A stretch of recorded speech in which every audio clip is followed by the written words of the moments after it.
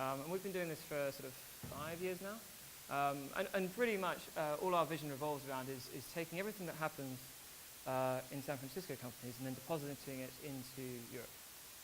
People talk about this kind of big disconnect. And essentially it's just 3 things, of which the entire workshop today is pretty much just aligned to doing them, really. So it's kind of like all the tools.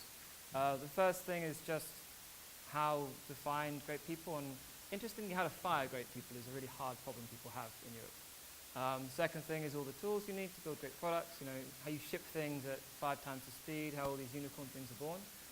And then the last thing, very quickly, is just that one of the hardest things that European companies struggle with is actually sunsetting or shutting down products, features, teams. Like we really don't like being the bad guys in business.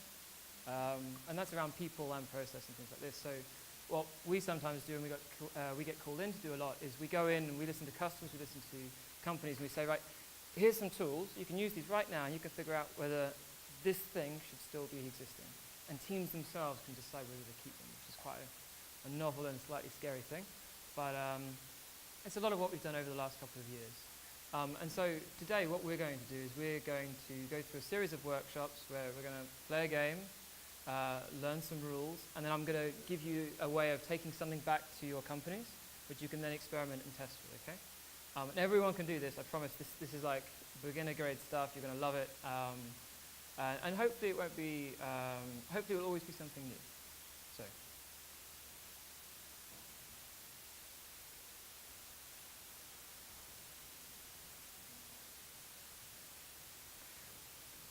So what that was 10 seconds. And amazingly, around 7 seconds, most humans get really uncomfortable. We don't like pauses, we don't like gaps in conversation, and you've probably already been told many times that when you know you have a great friend, it's because you can sit and talk about nothing and it feels comfortable, right? If you were going to take a picture of any slide today, this is the most important one. Because in listening to people and listening to customers in this context, it's the one thing we're not very good at. And so what will happen is you'll sit down with a customer or a new client or all this kind of stuff. You'll sit down, you'll have a chat. And if you ask someone a particularly challenging or emotional question, or if that person wants to give you something valuable, it takes them about 10 seconds to get that ready. And so most of us, because we don't like this, will normally jump in. And we miss 80% of the most valuable things people tell us. And it will be sort of like you ask a question and then you'll be like, so, what do you think of global warming? And then there'll be a big pause. Have you seen the stuff that was put out there by Trump? And, you solutionize you give them the answer they were supposed to give you. You completely bias anything someone says to you. So if nothing else, the one thing that I can promise you can use, whether it's in an interview or a client meeting or going for a new piece of work or working with customers, is when you're talking to them, if you get a little spidey sense tingling thing, count to 10 in your head. If you do that one thing, everything else works out, I promise. And so the way that I always remember it is you have to learn to hold the door. And I do see a few facial expressions going, who the fuck is Hodor? The guys over lunch will tell you, just ask someone randomly.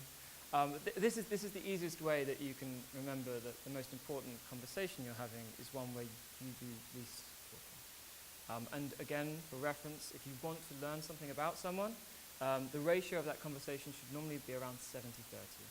They should be talking 70% of the time. If you're doing 50-50, you're still doing it wrong. 70-30 is where you want this to be. And again, this even works in interviews, right? Like, tell your future boss, like, tell me about the company. And if you get that 70-30 right, you're going to get the job. So, we're going to play a game. And so, when it comes to listening, I think one of the most important parts of this is just understanding what to listen for. And we're going to put in a lot of rules after this. But there are 3 core areas, and these come from a guy called Salvarani, who's now in Bulgaria teaching developing villages, customer development and technology design. So he's trying to rebuild infrastructure. And so there are 3 things that I want you to listen for. Okay, and if you adopt this and you love this and you want to use it, make up your own shapes. And whenever you talk to people, when they do one of them, draw the shape. Lots of people do like circles, squares, triangles, quick things. For some reason I've chosen impossible shapes. But the first one I want you to listen for is desire, or goals, or gains, right? These are like these wonderful things I'm trying to do, these targets I'm trying to hit. So these are my goals and gains. The second thing I want you to listen for is pain, or problems. And these are great. These are the ones that you want to focus on an awful lot. So we've got desires and pains. And the last thing I want you to listen for in a second is problem-solving behavior. When I identify this one or this one, is there behavior attached with addressing it? Does that make sense, loosely? We're going to listen for goals, we're going to listen for pains, we're going to listen for problem-solving behaviors. Great. So I need you to pair up without any sophistication. Look at the person to either your left or right. Let's agree everyone's going to look left. Oh no, that doesn't work. Shit. It's not my fault. Pair up very quickly. As soon as you've paired up with someone, one of you stick your hand up. 3, 2, 1. Keep going, keep going, keep going. If you're in a section where there's like a 3 and you're like, join a 2 and you get to listen. Don't worry about it. Right, okay, so the ones with your hands up, you are A's and the other one is B's, okay? A's, you are going to ask questions. B's, you are going to give answers, okay? So A's, you're going to ask questions to do this stuff, and B's, you're going to give the answers, and A's get to go looking around, okay? Make sense? Good, okay. I'm going to give you 90 seconds. A's, ask B's about their last holiday. Ready, steady, go. Stop! Okay. Shh. We have 45 minutes, we're running out of time. Okay, put your hand up if you heard a goal. Okay, put your hand up if you heard a pain or problem. Keep your hand up for both sides, both questions. Keep your hand up if there was a problem-solving behavior attached to either of them. They actively tried to solve the goal or seek solution of the pain. Interesting. Okay, not so much, right? Okay, so all's fair in love and war. You get to switch jobs. Ready, steady, B, ask A, go. Stop! Cool, great. B's. Who heard a goal? Who heard a gain? Okay. Keep your hands up for now. Who heard pain? Okay, good. Problems. And who had problem-solving behaviors? So they're actively trying to do something about either. Great. Would anyone like to share a quick story about either one of those? Anyone? Go for it. So I went to Greece last year. Wait, he has to tell, or the other one has to tell. You can't tell your own story. That's cheating. Go for it.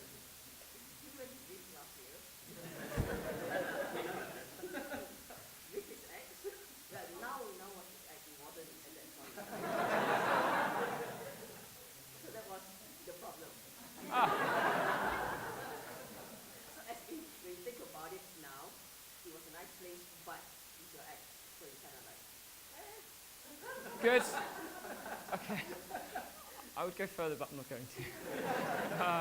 Great. So there's a few things that immediately come out of this which I think are really important. So one, I don't have a lot of faith for user research companies. Each one of you right then just managed to get a huge amount of value around problems. If you went like a bit further, you may see where you get in the rabbit hole. You did it in 90 seconds, right? Hours and hours of user research and all this bullshit don't really... They don't add up. The quality curve doesn't work on this stuff. If you know how to ask the right questions, you can get value just from meeting someone in a coffee shop. Same with any kind of customer interaction. And so what we want to do is we want to take what you've learnt there and we want to apply it beyond the game by adding a few rules, because the issue with having short periods of time where you want to listen to people, learn from people, get that 70-30 ratio, is unfortunately for you, you have to remove all of your cognitive biases, which most of us aren't even really aware of. If you get really psyched about this stuff and you want to start doing it in your company, the single best thing you can ever do is A, explain to someone else what the hell you're doing, because they'll think you're crazy, but B, have them come along and just go, oh, here's the new intern, they're a note taker, in whatever it is, an interview, customer interview, enterprise client for £100 million deal. And that person is all, they're just going to write down when you break the rules. and you'll 10x within like 14 days. So what I want to do is teach you how to use these things in the wild. And I realized this morning that I have no idea why a nuclear reactor has anything to do with in the wild, but at some point my brain went, yeah, in the wild, you guys want nuclear fission. So what I want to do now is we'll take those stories, think about the questions you're asking, think about what you did in 90 seconds, and then try and understand or call bullshit on the things you did very quickly to see if you were breaking any of the rules. And we're going to give you best practices after that. By we, I mean me. But, so to do this, we need a bit of context, which is that there's a guy called Rob Fitzpatrick, or Rob Fitz, and he was one of the Gen 1 guys in London startup scene out of Y Combinator, Silicon Valley. And he has a great book called The Mum Test, which is essentially a lot of what I'm talking about distilled down without some of the playbook stuff at the end. And he essentially, paraphrasing him, says everyone is lying to you. And the concept of the mum test is that if you go, Mum, I'm about to close Microsoft for this deal where I'm going to give them all of my assets for £1, she'll be like, darling, you're wonderful, I love you, it sounds like the deal of the century, I'm so proud of you, this is great. I don't know if Mum's a credible source there. Or she might say, oh, God, you're building an app, you're going to put virtual reality flip-flops on dogs, this is great. I can't wait. I will be your first customer. I believe in you. I'm very proud of you, son or daughter. And the problem here is that your mum probably isn't going to do these things. And so you need to learn how to have a conversation to remove your bias and stop her kind of accidentally lying to you. Because she doesn't mean to. And your customers don't mean to either, right? There's actually a lot of value in what they're trying to do, especially if they are already existing customers.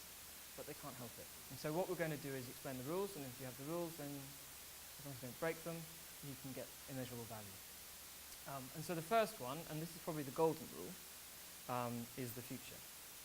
Amazingly, none of us in this room can predict the future. We have all tried a lot, and as human beings, we're wired to do so. I don't know if you know this, but we're all optimistic human beings. And so what we actually have is an aspirational version of life and the actual version of life. So what this means is that if anyone ever talks about the future, and the key word, there's a test coming, is would. Anyone that says they would do something, you can immediately say, you're probably lying. I would love to go skydiving, but I've never been skydiving yet, and I'm 32. I'm like, am I ever going to go skydiving? Aspirationally, I really want to. I think it's a really cool thing. And if you ever don't believe me, which is absolutely fine, ask someone you know and trust about their dreams. Ask someone their aspirations, and then try and figure out whether you believe they're ever going to do it. Really interesting model. You can break up a lot of friendships, but the point is that you will immediately understand whether someone has the past behaviors that mean that the thing that's hypothetical might happen. The easiest way in the world to have a much better conversation with someone is to only plug it into the past. Now, it is possible to lie about the past, but we invariably don't. So I could say, would you have coffee next week? And you can say yes, and you might not, because who knows, maybe you're by far. It's sad. It's probably a bad example. But if I said, did you have coffee this morning? You will, with 99.9% accuracy, tell me the truth. And it's going to be accurate, right? A, you have no reason to lie, and B, it's right there. The only place that's even safer than the past is the present. And so when we do these things, you have to steer every conversation away from a hypothetical into the past. Experience matters, aspirations don't. They don't help you, I promise, because that's them wanting to help you. No one wants to say to you, you're shit. Everyone would like to proactively do this, even if it's because they think you're shit and they're trying to get rid of you. Oh, you're great. Bye. You know what I mean? The past is true. The next is generics. And so with generics, what happens here is people say, I always get to work on time. And they talk about something as an absolute that can never have that much context, right? I guarantee you everyone in here will probably say something like this, and that each one of us at some point in our history have probably been late for work. There was travel problems, I was sick, this kind of stuff. And so these are very dangerous things because people generalize. And we as human beings love averages. We can't put all that stuff in cognitive load. It's just too hard. So, the things, and this actually comes from a UX principle too, which is called salsifying, which is like, we love to average so much that as long as something looks sort of right, then we'll agree. So, for example, if something looks like a button on the screen, we'll go, it's a button, and if it's not a button, we get really upset. It's just wired through us. So, if you listen for things, if you hear always, never, bullshit on that one, usually, even worse, often, and the worst one of them all, sometimes. They mean nothing. They have no past, right? They could be in the future and the past, so you can't use them. We need to tie it down to a specific moment. And again, just again for ring fencing rules, like if I ask someone in this room what they were doing at this exact moment last year, right now, it's very hard for you to give me that answer. You might be able to look on your calendar, and even then you might get it slightly wrong. 6 months ago, just about, unless there was a giant traumatic event like a birthday. Yeah, that's not negative. But last week is great. Last month is great. 6 months is pushing it, unless there was something really emotive I'm trying to plug into, like I left my job 6 months ago kind of thing. That I'll remember. Beyond that, it starts to get a bit usually, you know what I mean. Closed.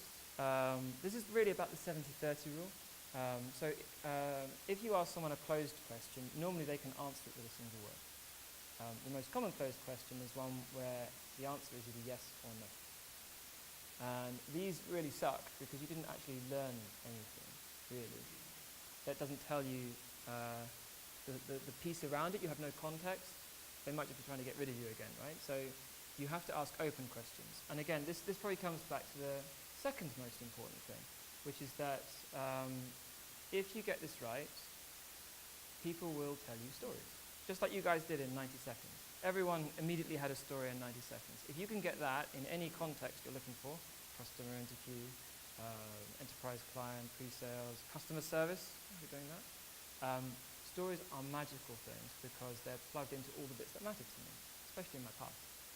So we want people to tell stories, even if it's stories about their bank account, because we're a bank and we really care about where the delight is or where the friction is. Right? Those stories are the things that we can retell each other. Interesting pivot, sideline, is that stories that have nothing to do with what you care about, but really matter to your customers, are very valuable stories. You may find that the holy grail of your business is in the story your customer tells you about how they brush their teeth. It sounds ridiculous, but it explains exactly how people think and work. Like whether they're impatient or tenacious or premium.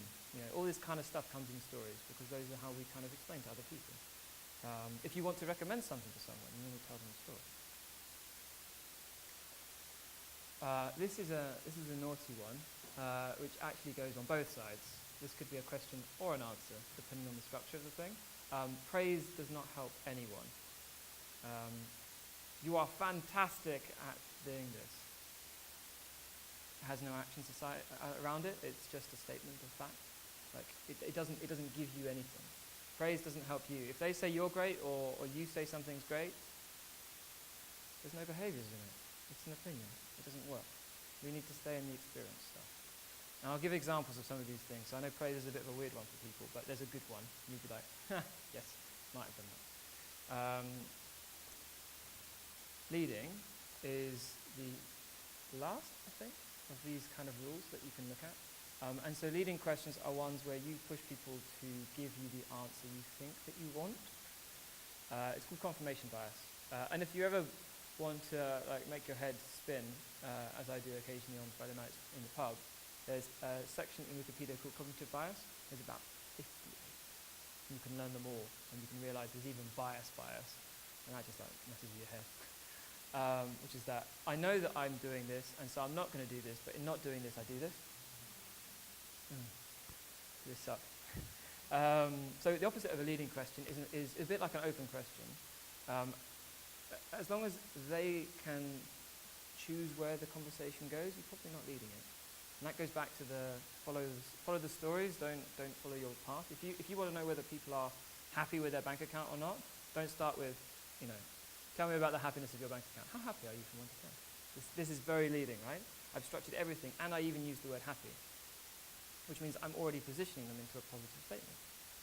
I just want to say, how's banking? And see where that goes. Tell me the last thing you did with banking. What's the opposite?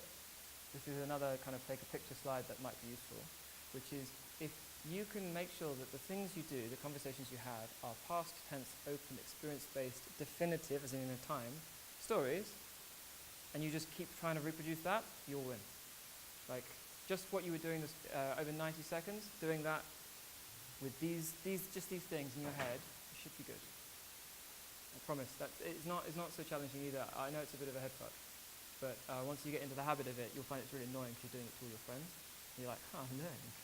We should have learned that. So let's do a kind of a quick test. What we're going to do is we're going to do a thumbs up, thumbs down. Okay? I show something. You tell me whether it's a good, kind of passing the test, or fail, can't do this. Deal? Deal. Okay.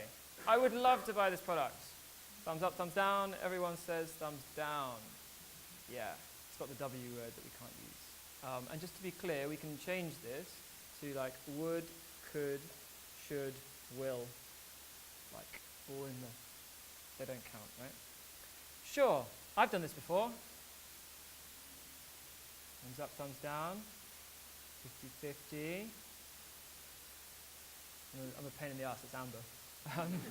The reason that you can't green this, and we will fix quite a few of these statements in a minute, is because we don't know when. A good friend of mine met his lovely girlfriend, and in the first date said, oh yeah, I've done yoga before.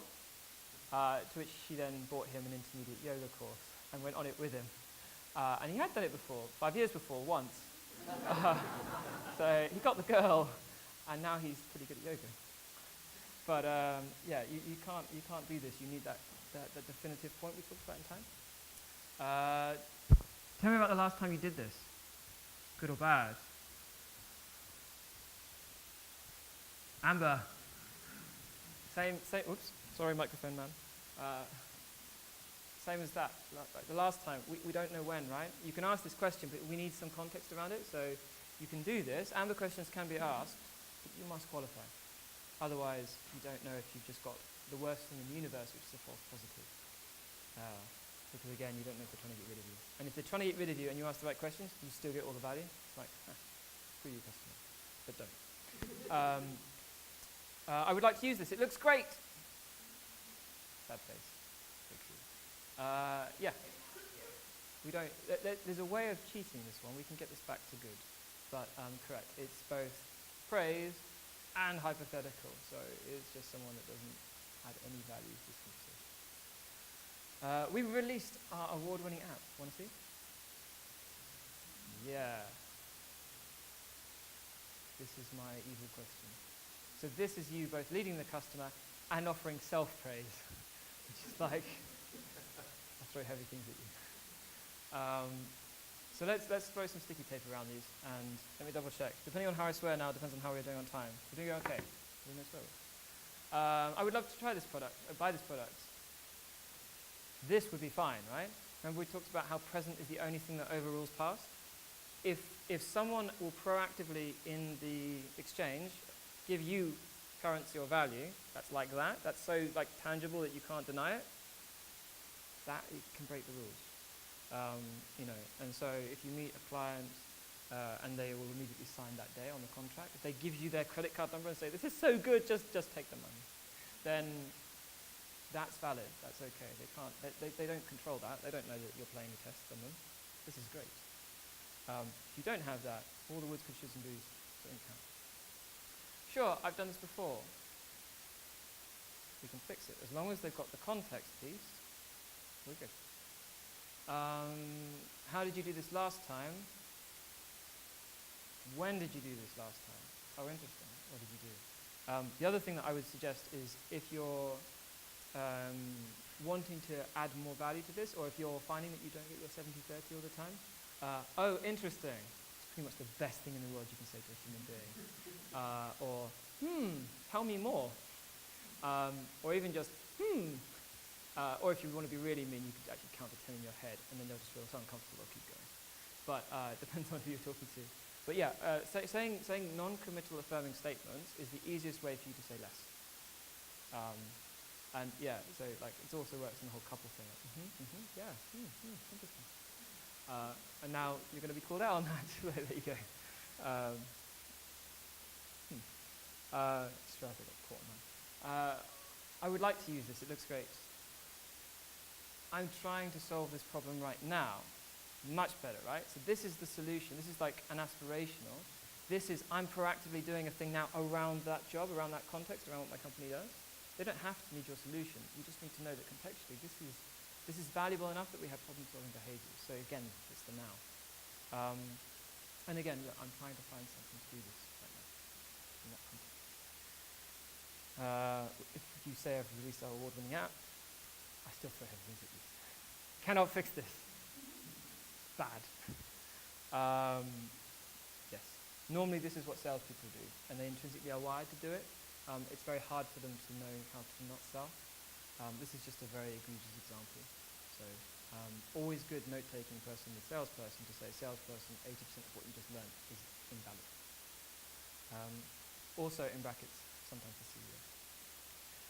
Right, so very quickly, because we have 15 glorious minutes left, I'm going to whiz through some best practices, and then I want you guys to actually spend a couple of minutes on a few kind of quiz sheets that you can take back, which I think are the easiest way that you can then apply this, and then we'll do like 5 minutes of Q&A. It will be a bit fast, sorry. So we're going to stick to the rules. Most powerful question you can ever ask. Again, probably don't start with it. That would be a bit passive-aggressive, but yeah, any question you ask, which then is followed up with why, is normally, tell me a story to justify this. Or you could say, tell me a story to justify this, but again, passive aggressive. Everything else is how or what. They're very interesting things, but this is the one that matters the most. We only care about stories. So how are you solving this today? Good question. You get context. You see how important it is in someone's life. How much does this cost you today if you're doing B2B type stuff? Cost is a relative term. Time is a very expensive commodity in today's society. How have you tried to fix this in the last month? Just to be clear, if they've done nothing, they don't care. Not valuable enough that I spent the time or the money. Very important for you guys, because then you can go, why? And you might find in many classic cases, especially around the customer lens, like this person is not the customer. And if you know about adoption curves, then it's like early adopters will normally be actively doing this now and will be burning a lot on this. Early majority, maybe I'm kind of doing it, but not so much. Late majority, I'm not doing it until Bob tells me how to do it. Kind of thing. Can you talk me through all the steps in doing X? This is progressively tell me the story in something. And I'll find a way to share the slides because now we're going fast. What is the story that got you to Y? Again, this is great in hiring people, but also in customers to understand why they're at this point in their life cycle of their business, B2B, B2C, it depends. This even works for games too. What is the most difficult part of doing Y? And so everything should be leading to a story. That's the other token point, right? So 1, learn to pause. 2, the best practice rules, and 3 is that if you can get people to tell stories, you hit your 70/30. That's all you want. Think of it like that, and you'll be nailing it. And so what I want you to do now, over the space of about 10 minutes, is I'm going to break questions for your customers into 3 parts. And it's the easiest way for you to conduct this and see how you can get some value. Think of it like these are questions to discover things, not questions to solve a problem directly. And in CustDev terms, they're called problem discovery interview questions as opposed to solution discovery interview questions. So we're going to break it into 3 parts. So let's assume you're going to ask questions about customers, you've learnt the rules, and we're going to put it into 3 pieces that make sense. And this can last between no more than 60 minutes, ideally 30. Part 1, I want you to spend just 2 minutes, and I'll time box you, on questions about them. These aren't about the problem, industry, anything. This is just like your starting questions. So very quickly, independently, 2 minutes, ready, steady, go. As many questions as you can think about them. You're talking to a human being you don't know. Go. Don't worry if you don't. I can ask, the ice-breaking question always is, how did you get here today? Right? Demographic questions are fine, just go. So write them down, you've got 2 minutes. Stop! Please. Right, so let's just say you've done this. Let's say that you absolutely didn't do this and instead talk to someone else instead of writing it down. I would say that the easiest way you can do this is to say, tell me something about yourself, nothing too personal. If you ask anyone that question, you're in a get-out-of-jail-free card where they'll just start talking about whatever makes sense to them. And normally it's like wife, kids, family, do this job, do that thing, work this much. They'll tell the story that makes sense to them. The next one, and I'm going to give you all three just because I think it will be faster actually and we're short on time. So we'd ask them questions about them, just generic things, just to learn about human beings. We're talking to a person, not a business, irrespective of what you're doing. The second one, don't do it yet, is we ask them questions about the generic area. And then the last section is we ask them about the job or problem. Example, I helped out an Airbnb competitor a little while ago, and they do last-minute holidays, and so this was about them. They were normally mums in affluent areas, and it was like, tell me about what you do in your spare time, just to find out if holidays even matter, right? Where do Airbnbs, are they work things, are they home things? And then it was, tell me about the last holiday you went on, I think, actually, or the last Airbnb you booked, or the last place you stayed that wasn't your home. You see how so it's like very broad, just understanding the space. In this case, it's finance. Here, it's then the bank account. Or it might be asking you about shopping, and then actually the thing we're doing is we're going to sell a new lingerie line for plus sizes. See the context? I'm going to give you 5 minutes, and then we'll do a quick summary and Q&A. So these two sections, ready, steady, go. So the area and the job or problem, and then write down as much as you can around the context of the customer you'd like to talk to tomorrow. You get 2 or 3 minutes. You can do it quietly or loudly, I don't care, but you've only got 2 or 3 minutes.